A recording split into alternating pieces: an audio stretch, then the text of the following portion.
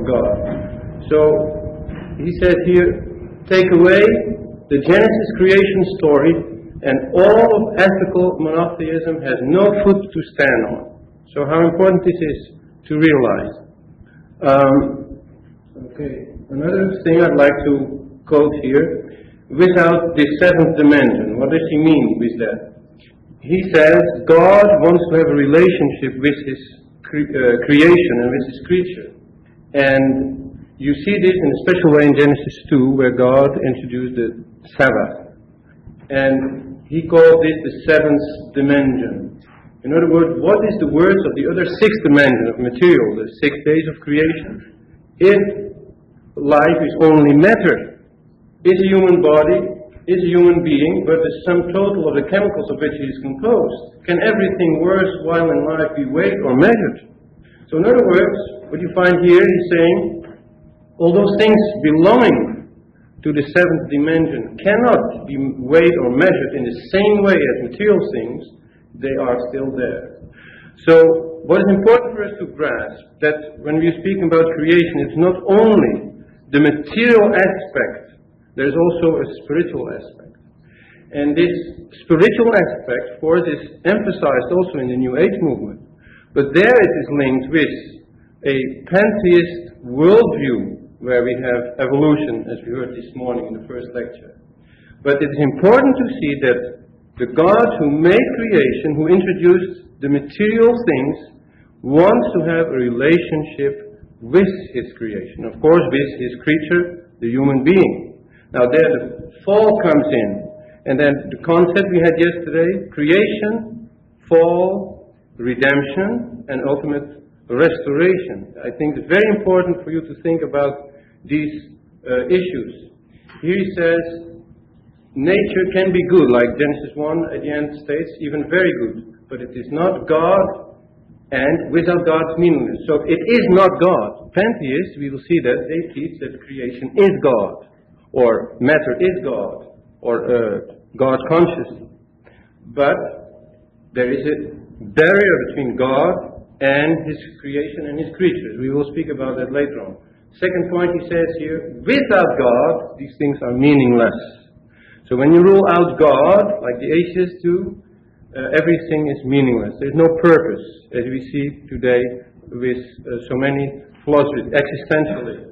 We'll come back to that later on. But I found it quite interesting. I have a weak spot for the Jews, as you know, that this man makes this statement and sees the importance of the book of Genesis. Now, my subject really is today to speak about the development of science in the Christian profession. And before we start, or at the beginning, I really would like to quote a few verses here from 2 Corinthians 10. 2 Corinthians 10 verse 4. For the arms of our warfare are not fleshly, but powerful according to God, to the overthrow of strongholds, overthrowing reasonings, and every high thing that lifts itself up against the knowledge of God, and leading captive every thought to the obedience of the Christ. You remember Andre was reading Romans 1, these vain reasonings and vain theories in Colossians 2. Here we see there is a spiritual warfare going on. And God gives us arms of this warfare. And these arms have to be used in subjection to Christ, and leading also to the obedience of Christ. You see, all these theories we are exposed to today really takes away from the obedience of the Christ and sets man up against God. Really, that's what Satan wants. But here we see what means we have to overthrow these reasonings. When you are at college and you are exposed to humanistic philosophies or evolution theories or these different forms of self-promotion as you have in modern psychology, you have here the answer. You can see here what the Bible says, gives us the answers to overthrow these reasonings and every high thing that lifts itself up against God and against the knowledge of God. We are living in an age where man sets himself up against God, where man declares himself to be God. And we are very close to the manifestation of the man of lawlessness, 2 Thessalonians 2. And we would like to lead captive every thought into the obedience of Christ. So that is a basic point here. Another point to mention at the start in Jude verse 3, where we see that it wasn't Jude's heart to speak about our common salvation. And so we would like to speak about what we really share as Christians, our common salvation. But then Jude says, I've been obliged to write to you, exhorting you to contend earnestly for the faith once delivered to the saints. Now, I'm not saying that what we are presenting yesterday and today, that it's all what's included here in verse 3 in the expression, the faith. But we have seen that creation is basic. When you take away creation, you will take away all the other parts of the faith, like redemption, the hope, the restoration. So this is part of what we have here in this verse, the faith, once delivered to the saints. Okay, I'll just move on here a little bit on the sheet. We have referred to Acts 17 already a couple of times, and if we would have time, I really would like to give a lecture on Acts 17, really. But we can't do that now. It's a very, very interesting chapter. To me, it's remarkable to see Paul there. Later on, I hope to show a picture made by Raphael, where you see Paul reasoning with these Greek philosophers. Now, what we find here, Acts 17, there are two different philosophers. The ones they represented Epicurus, the Epicureans. The others represented Zeno or the Stoics. They represented another philosophy. What we see in Acts 17, what Paul does, he tries to win them. He does not say right away, okay, all you are teaching is completely wrong. No, he takes certain elements from what they say, and he elaborates on them.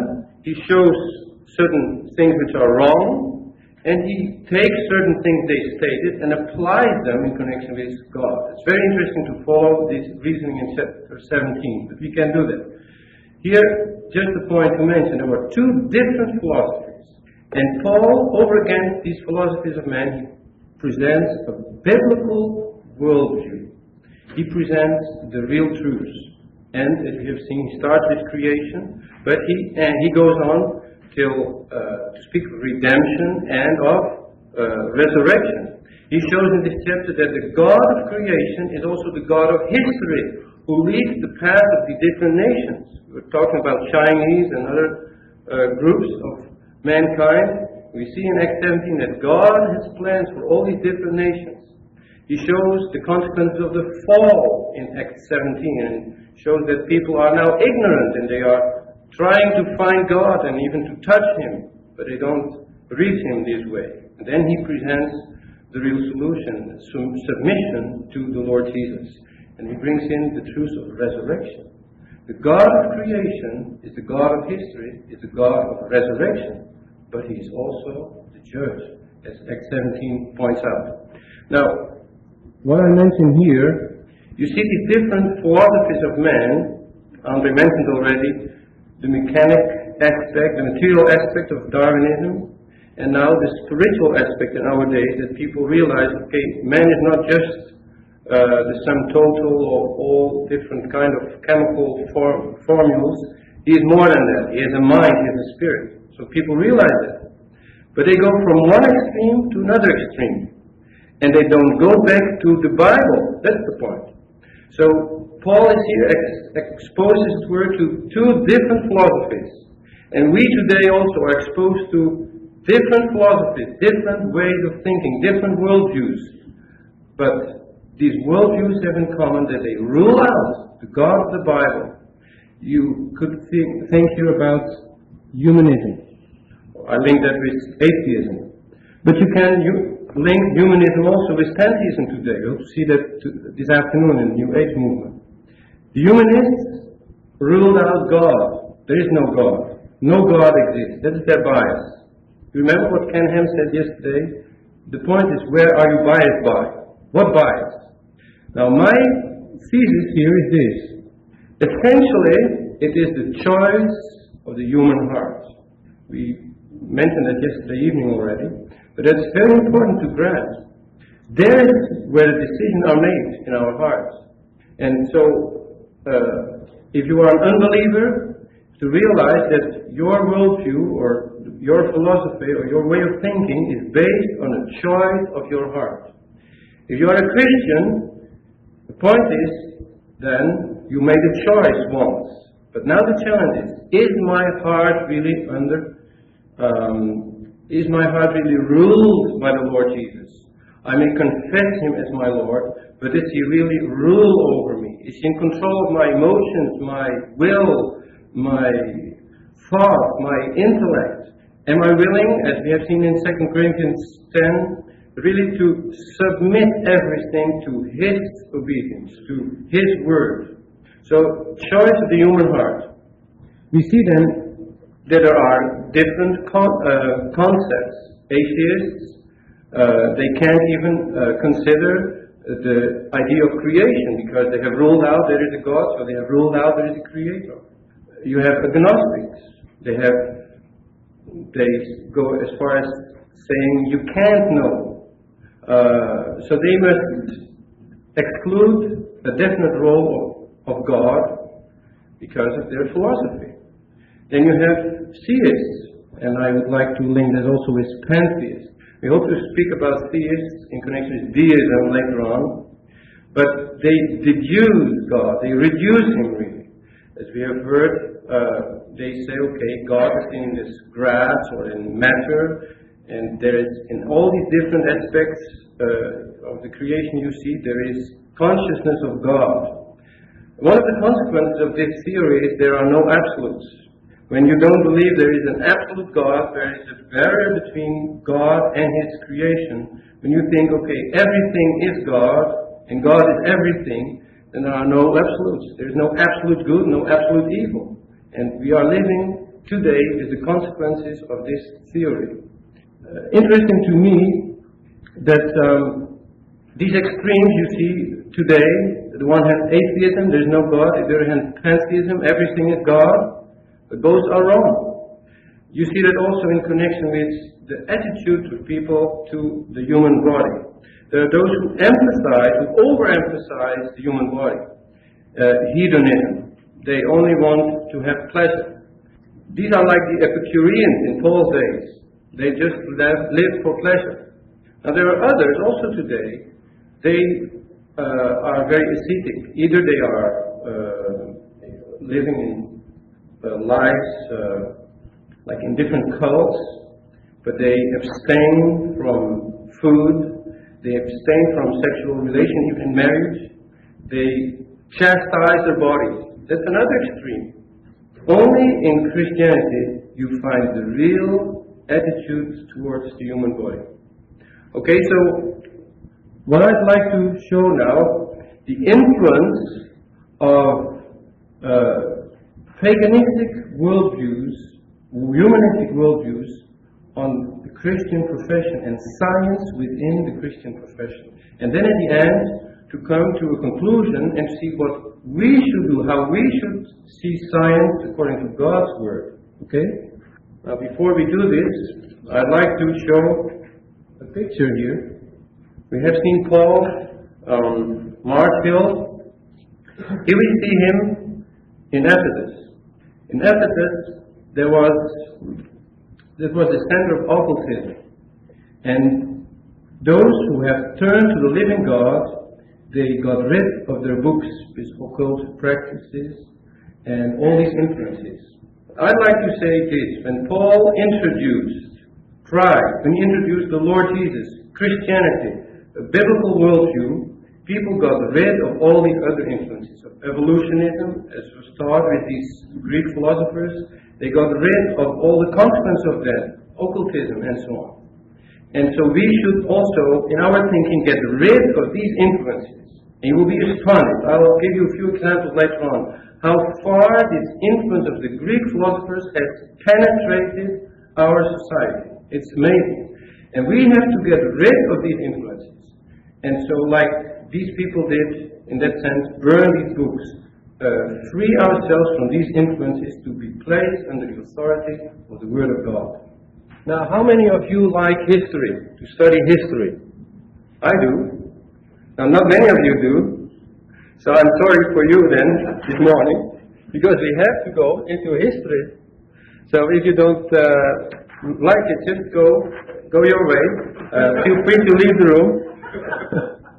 But we have to be occupied with history this morning to see what happened in the past. You see, you cannot understand the present without seeing what happened in the past. It's very important. People today, they are not that much interested in history. They live for this time and that's it. They don't realize that what happened in the past influenced and formed what we are and what we have today. So one of these things, past history, I mention here, is Plato. Plato was a Greek philosopher. He taught a dualistic worldview. On the one hand, you had unchanging ideals or forms, and on the other hand, you had changing things, matter. So he placed the human soul, he believed in an eternal God, eternal soul. But he placed it over against the body. The body was temporal, the soul eternal. Heaven is eternal, but earth is temporal. And so there was this dualism. Now, we cannot go into much detail about this. There's a book here, In the Minds of Man. If you want to read this, goes a little bit deeper into this. If you are really studying philosophy or other things, I would recommend a book there, in fact, Roots of Western Culture, which goes much deeper into these points, but we cannot develop it. I just mentioned these things and we trace the line down to our days. So, this is one of the foundation stones of the Western civilization, Plato. And my point is here then to show what influence he had in the church. In the second century, in general, his philosophy was accepted in the church. So Plato, a pagan philosopher, was accepted in the church.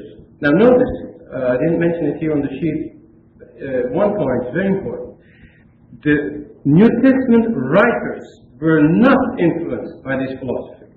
There are many people today who think that the Gnostics in those days, that's a form of philosophy, secret wisdom and so on, influenced the New Testament writers. That is not the truth. God kept them free from these influences. And many things in the New Testament really have been given to counterattack, as we have in 2 Corinthians 10, counterattack the wiles of the enemy in presenting Gnosticism and other forms of pagan philosophy. So the scriptures are free from this influence. But the Christians in the next generation, even in the 2nd century, accepted these philosophies.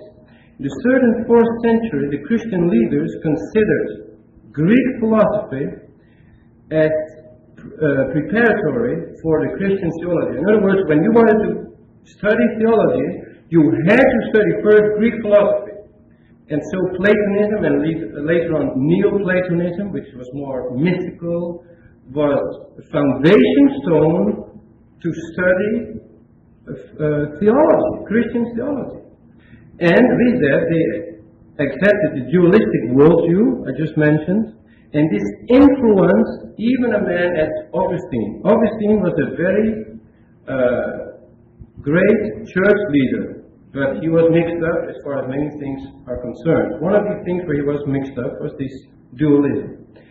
He placed the soul, like Plato did, over against the body. And so, what happened then? People started to think, okay, the soul is higher. So people who are promoting things concerning the soul, like the leaders in the church, they are of a higher order than people who are more concentrated on the body. So marriage was seen as inferior when you would not need to be, when you would disqualify marriage, you would be considered as a more spiritual man. Now this is really the consequence of this heathen philosophy of Plato. It is not a scriptural concept. God does not teach that the body is inferior. The scriptures teach the human being as spirit, soul, and body. And that's a very important concept. There is no contradiction. You cannot say the body is more important, as many people do today, or the soul is more important. It is one unit, and spirit, soul, and body has to be used in subjection to God. So this was a very important deviation which affected the whole medieval church of the Middle Ages. So this Augustinian worldview permeated all of medieval culture. The church dominated over the whole society. So there you have another thought. The church is important, maintains the vertical orientation to heaven, and rules over society, over governments, which are of a lower order. Okay, so that's one line of thinking. Now what happened? The 13th century, there was a man, Thomas Aquinas, and he introduced another philosophy into the church. You see, the works of Aristotle, which was Plato's pupil, were kept by the Arabs and were translated from the Arab into Latin in those days. And Thomas Aquinas emphasized more the natural and horizontal side of life. You can understand it. This was kind of a reaction. The soul and the spiritual things had been overemphasized in a really anti-biblical way, and now there was a reaction. But he did not go back to the scriptures. That is the point. Instead of going back to the scriptures, he went back to Aristotle, a heathen, a pagan philosopher. So while Augustine stressed the fallenness of humanity, which was biblical, Aquinas stressed their created goodness, and that is not biblical, because he made an exception here. He said the fall affected the human will, but did not affect the human intellect. In other words, the intellect is still pure. The intellect belongs to the realm of nature, and you can use your intellect and deal with all these spheres of nature without the Bible. That's really what he's saying. So in his philosophy, he was an Aristotelian, a follower of Aristotle. As a Christian and as a theologist, he was following the Bible. But he limited the authority of the Bible to certain aspects like fall, redemption, the church, grace. He called it grace. And the supernatural. Of course, there is this supernatural element. But again, I would say that was influenced by Aristotle. Aristotle taught about physics and metaphysics. That is dualism. The truth of the scriptures is different. But we have no time really to develop that more. Here, this dualism prepares the rise of the secular worldview in humanism. This is a point really you have to grasp. All that I'm saying here prepares the coming of the humanists, of secular humanism in the next generations. And what actually happened was that the authority of the Bible over all domains of life was denied. The authority of the Bible was limited to certain aspects, but it was taken away of other fields, like the study of nature, the study of physics, could be done without the Bible, without submitting to the authority of the Bible. You see how serious this is? Now I have here just transparency of this man. This is Thomas Aquinas. One of the things he said was, "I'll make you understand things, and so you will believe." Plain contradiction in the Bible. This man was declared holy in the next century already by the Pope.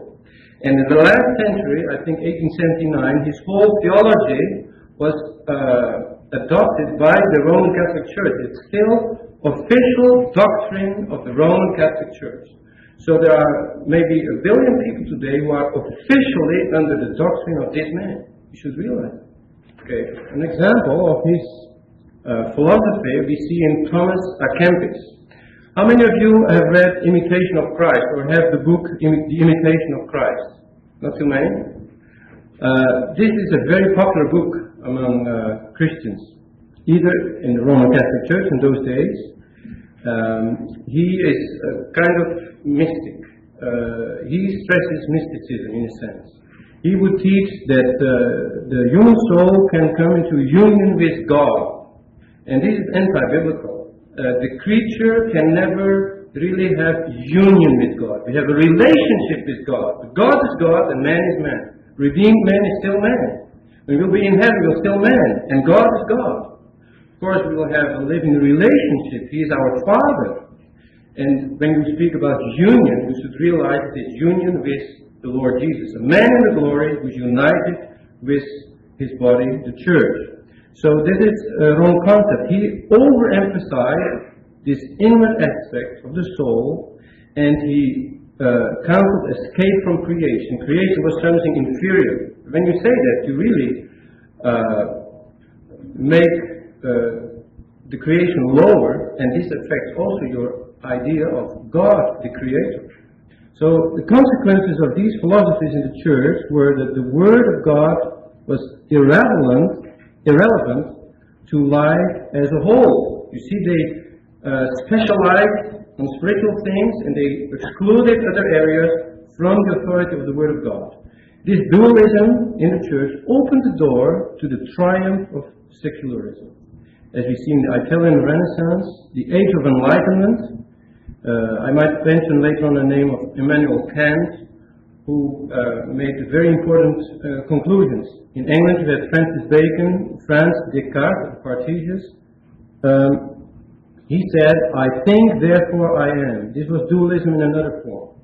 But my point is to trace this line, that the human being in the church continues on this line of independence, not really placing himself under the full authority of the Word of God over all domains of life. Okay, here you see just the whole development. It starts with the Homeric deities, all the gods of the Greeks. Now these Greek philosophers I mentioned, Plato and Aristotle and others, like the Epicureans and the Stoics, they did not care so much about these gods. They had developed their own philosophies. And these philosophies we have seen, Plato and Aristotle, they had a big place. Plato had a big place till the period of the Crusades. Believe in ideal forms. Logic or mind is the vehicle of truth. Just mentioned, we cannot speak about the details now. Then we have seen a counter action, really, and other influence, Aristotle, also in the church.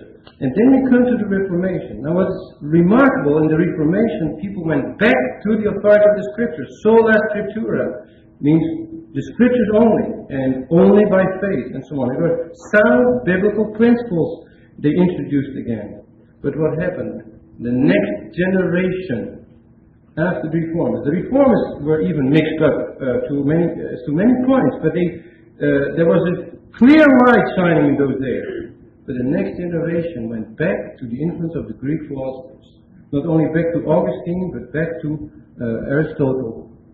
And this had its consequences, as we see in natural theology, and this prepared the way for what we had in the last century. Darwin, within the Christian profession, a man who preaches really paganism and humanism. Now, here, I suggest it's not too clear, It's not too clear. Here we see Paul presenting the truth to these philosophers.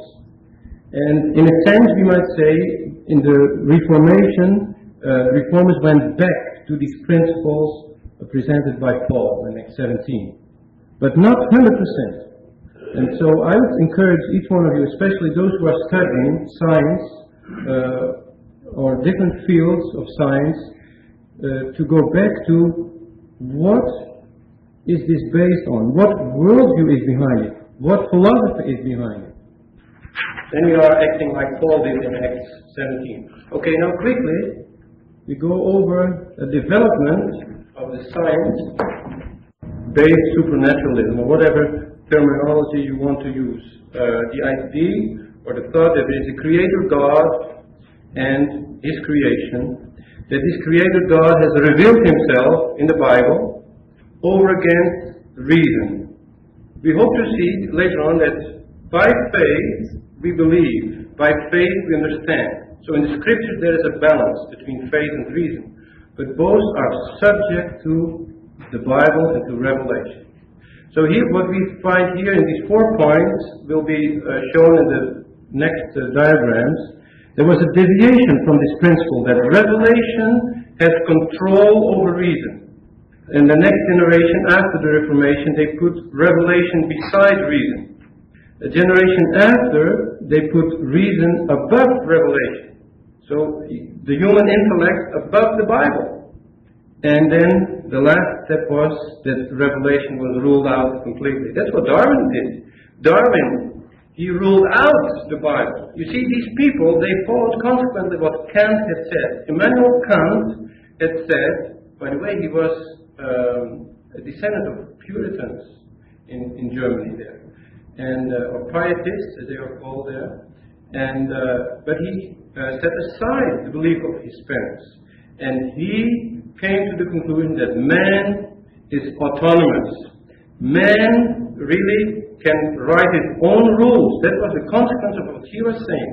And so he prepared the way of the French Revolution. So you have either revelation or you have revolution. So reason is really man placed and taking God's place. Okay, so quickly we go over these developments. So this is the biblical worldview. God created man and the whole creation, cosmos. Man submits to the authority of God. God revealed Himself in His creation, Romans 1, and in His revelation, the Bible. And by faith and reason, we submit to the Bible. God has given man intellect, and I'd like to elaborate a little bit on this. God does not set aside the human intellect. But in the fall, of course, everything has been corrupted. And in redemption, God gives back faith. Hebrews 11, we've seen that. And He gives back the use of the reason in submission to the Scriptures, as we have seen in 2 Corinthians 10. And so in that sense, it's not a dark leap, as people today. Faith accepts God's thoughts, God's revelation, and has received also the capacity to understand. It's 1 Corinthians 2 which gives this expression, the capacity, the intelligent capacity to grasp these things. And in this sense we submit to the authority of the Scriptures.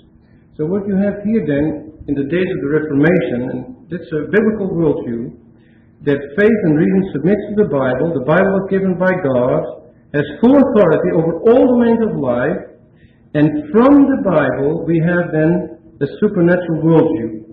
You remember what Andre was saying? We speak about creation model, but the creation model itself is not as such in the Bible, but it is derived from what the Bible says. The Bible gives the foundation stones, and then when our reason and faith is subject to the authority of the Bible, we'll be able to develop a spiritual, supernatural worldview. If you are a carpenter, you have a worldview. If you are a Christian teacher, you have a worldview. Now, there are people who specialize in certain things, and they are scientists, but also their science is based on a worldview. And the point is that it should be based on a biblical worldview. Today there are people who say psychology 100% wrong. No. Psychology is wrong, 100% wrong, when it is based on a humanistic worldview. But psychology should be right when it is based on a biblical worldview, under the authority of the Scriptures. So there is a challenge for scientists who want to go into these things and develop these things according to the light of the Bible. And so this will affect theology, history, all the different aspects of human life. And all to the glory of God. I'm not saying that we are making God's kingdom here now. The point is that we should use the things God has given for His glory. That's our responsibility.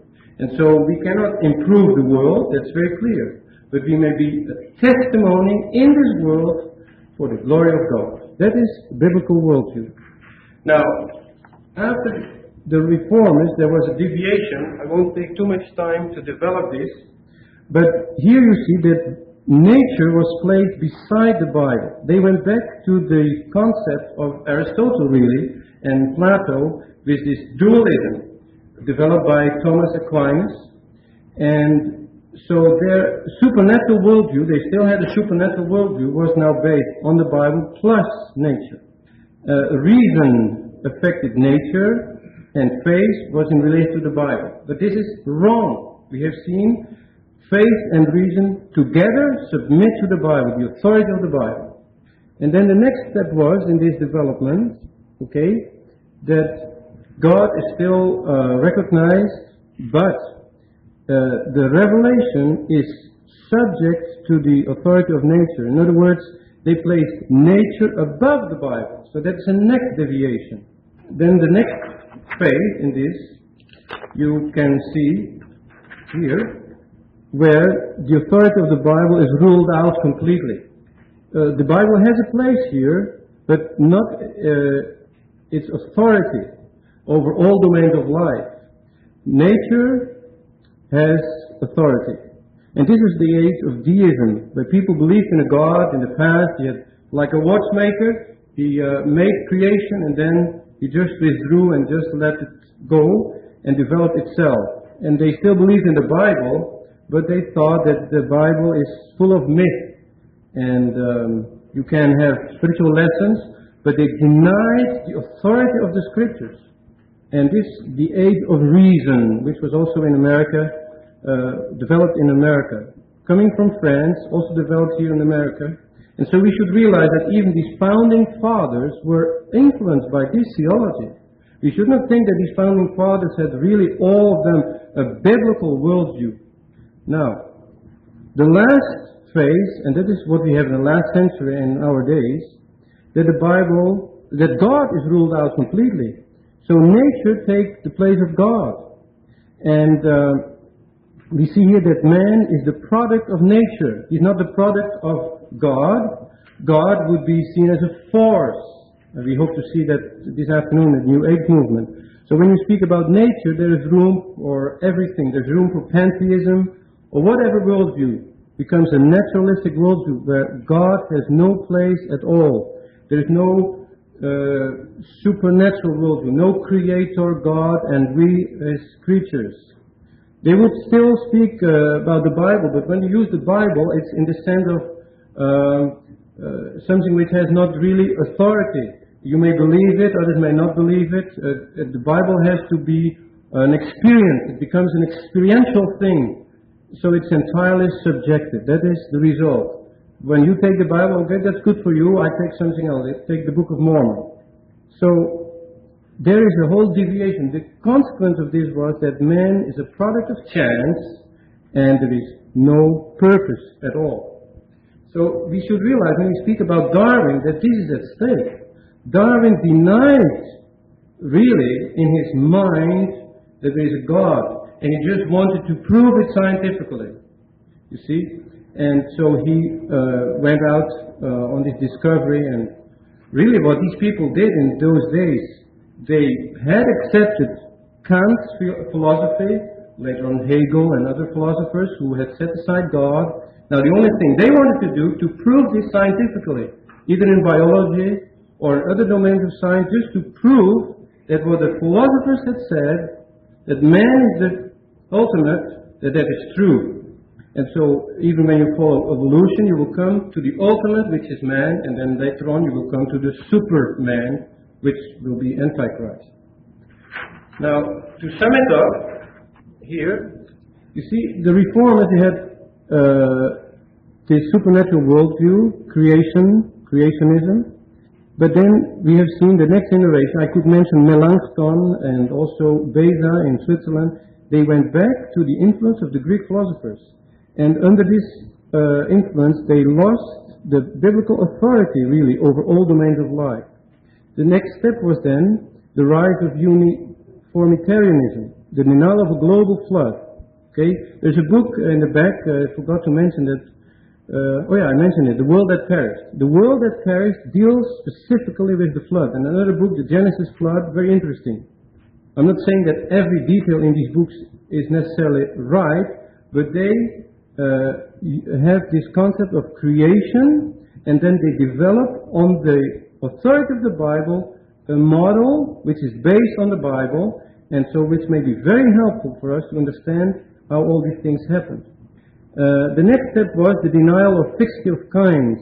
So we have seen these transformations the evolutionists teach, whereas Genesis 1 speaks of different kinds, and these are barriers you can never cross. But they denied it. And so we have here the rise of diversity of life by means of natural selection. Andre had spoken about this. Then the rise of atheism or naturalism, when God's existence even was denied. Now people will not deny God's existence today, they will deny that there is a personal God. They believe that God is in everything. That's the spiritual aspect of this philosophy today. Now the next step was believe that man just another but different animal. So man is placed on the same level as the animals. The denial that man was created in the image of God.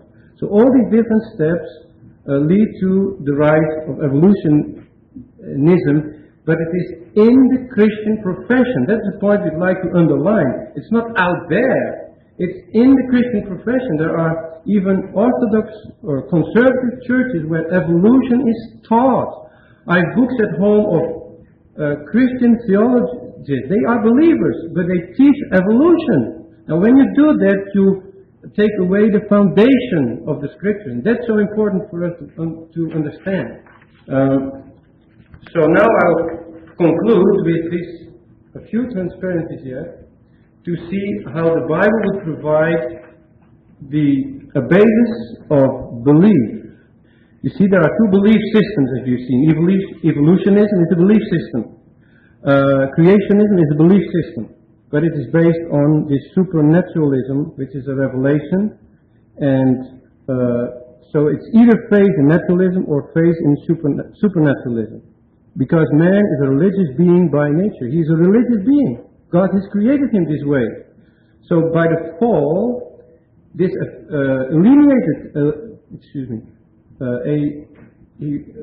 there was a distance between God and man because of the fall. In redemption, we are brought back to God, and by faith, we believe in these things that we have seen. And it is the basis of authority is the Bible, the revelation of God. It's not because I'm saying it or Andre is saying it, and that is the big contrast. The humanists, their God is reason, and that's their authority. Whereas for us, our authority is in the Scriptures. Now, we have a basis for interpretation. They have their interpretation based on presuppositions. We have presuppositions, but they are based on revelation. And then the next step is, so you can fit in all the data, you interpret all these things, but it is because of your presuppositions based on revelation, based on the supernatural worldview, by faith, and in a living relationship with God. Or you interpret these data based on presuppositions coming from reason, where God is ruled out. You see, you have two ways, two systems. Just this repetition of what I said before. The Word of God, His revelation, has authority over all domains of life. Man is God's representative. We are God's representative. We are His stewards. And in Acts 17, you see also how Paul counts man accountable. The Epicureans, they said, man is not accountable. The Stoics said, man is self-sufficient. Only God is self-sufficient. And so both philosophers were wrong. Man is accountable and man is not self-sufficient. Now, from the authority of the Bible and the place God has given us in creation, we may develop a worldview. Words may be difficult for you to understand, but the point is just this. that based on the scriptures you will have certain presuppositions. And this is pre-scientific. I have a definition here. Comprehensive framework of one's basic beliefs about things. It's a system of values given by the Word of God, which gives you this comprehensive framework. Now, on the basis of this, you will be able to live, to interpret certain things, and then the scientists come in here. Not all are scientists, but my point here is that in order to be a scientist, you have to have a philosophy which is based on a biblical worldview. And this philosophy is total-oriented. This philosophy is a scientific discipline which focuses on the structure of things in its unity and diversity. And from this, the scientists may develop their own science, their particular science, but this cannot exist without philosophy. So all what I'm saying is this: if you are a scientist, you better start to find out on what basis your science is based. If you are going to study psychology here in a humanistic university, you'll have the wrong basis. And so realize this. When you go and study biology there, you will be on the wrong basis. We have to have the right basis in order to really function as true Christian scientists. The basic questions of each particular science are of a philosophic nature. And only this, may I use the word Christian philosophy, can answer that. And just a minute, before I forget this has nothing to do with the Colossians 2 where Paul warns for philosophy. There, it is this Gnosticism or this pagan philosophies which entered the church. All what I'm saying is, when you are a scientist, you need a philosophy. And this philosophy has to be based on a biblical worldview under the full authority of the Word of God. Only then you can really function as a scientist in harmony with God. And so then you will have this Christian science which interprets the data, but it is based on the presuppositions coming from God's revelation. In other words, this creation model is not really to be found in the Bible, but God gives the basis, and with this you can develop this model. And then you can interpret the data. So God has really qualified the human being, has given him faith, has given him these intellectual qualities. But the point is, what choice is made in my human heart? What authority I go to? Either reason or the scriptures. And I think the last one here. Okay, now I'll finish here because time is over. Lord willing, I might come back to give a lecture on next 17. I really would like to do that. So let's take some time for questions before the time is over. It might sound confusing what I'm trying to say to you, so let's have some moments to clarify certain points if you are not clear. If I was not clear. I agree with you. So there we see the tendency of a humanistic society away from God, developing on its own principles, in rebellion really against God and the barriers God has given. Yeah. And God allows this for a time. You should realize that. God allows this to show, I think, the folly of man. Like it produced sometimes, there was a girl who was pregnant and she got an egg. Like that's the consequence of these manipulations. They are manipulating. Yesterday evening we mentioned Hebrews 11, verse 3. By faith we understand. So faith is something God has given. Of course it's your own faith, but it's a gift of God. But then it says we understand, and their reason comes in. But we have to realize that that is not humanistic reason. That is reason which God has given, and that's what you have in 1 Corinthians 2. Okay, in 1 Corinthians 2 you have 7 steps in connection with God's revelation. Now the last step is we have the mind of Christ. That is the thinking faculty, or Brother Darby puts it here in these notes, the intelligent faculty. That is what I understand with reason from a biblical perspective. God has given now the capacity that you understand these things. And with this light, you can interpret certain things. You interpret certain data. You see? I think here we touch really on a mystery. Like when we speak about conversion and the need to be converted, that is human responsibility. But at the same moment, it's God's act. The being born again is God's act. Now, I see something similar here. You see, my reasoning is my responsibility. But it has to be totally subject to the Scriptures. And it has to be, as we have just mentioned, this new, in connection with the new nature, this new capacity to understand things. Now, I can't explain to you, but the point really is that you can figure it out if it is good. If it is good, it should be subject to the Scriptures. If they are just going and developing a humanistic line of things, very subtly, it introduces into spiritual things, then really man is made the standard. Man is made his own norm. That's the consequence. So when you see ultimately, when you follow that book and you see where it leads to, then you will find out what's wrong. But sometimes you have really to get to the point where they end to see what's wrong. And so when you see the conclusion is wrong, then you know somewhere on the way there's something wrong. But like today, people speak about faith too. Like they have faith, but it is in the wrong system. I hope that helps with it. But conscience is a very difficult thing. Unbelievers have also a conscience, and they may be misled.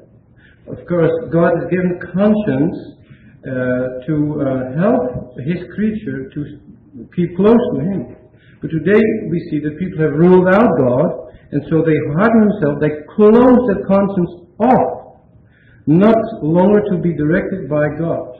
But the matter of conscience is really a difficult thing, because the point is, under what influence is the conscience? Is it developed really under the authority of the Word of God, by the Holy Spirit? Or is the conscience just a product of my own thinking?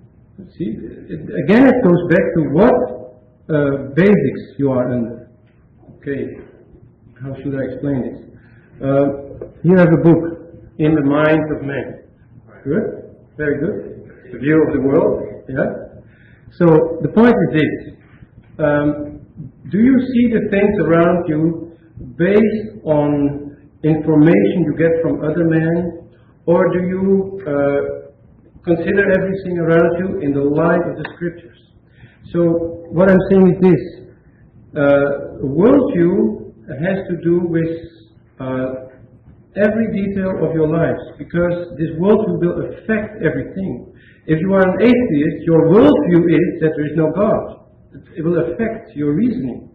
If you are a Christian, your worldview is that there is a God, and this has consequences in all domains of life. God is not going to tell you how you have to use the hammer, or how you have to use the saw, but He gives you basic points as the Creator, as the Redeemer, and then as such, as a redeemed human being, you can use the information He gives. So, all what I'm trying to say is this. The Bible is God's Word, infallible, but you have to work with it. And in order to work with this revelation, you have to have a worldview. Now, this worldview, of course, is something which is the result of the Scriptures, of God's revelation, and from there, other things are developed. The way you live, the way you behave in marriage, the way you behave with your children, it depends on this worldview. If you see yourself as a steward of God, then this will affect all the other areas of your life. Now, I might go back to Acts 17, where you see in verse 24, the God who has made the world and all things. He is Lord of heaven and earth. So there we have what the Scriptures say. Okay? But then, Paul says he lives not in temples made with hands. He has no need of man or human hands to be served. I think there already a worldview comes in. Paul starts to reason. He starts to reason from this basic belief, and so all he does, going from that basic belief, he starts to reason with them. He says, you see, when this God has created the whole world, and which is revelation, based on the Bible, he does not need human hands to serve him. But that is because he had this biblical worldview. It's just an example. According to this biblical worldview, we see God also as the one who leads history. And there are many proofs in the Bible where you see this. So I don't think that we should make it too heavy.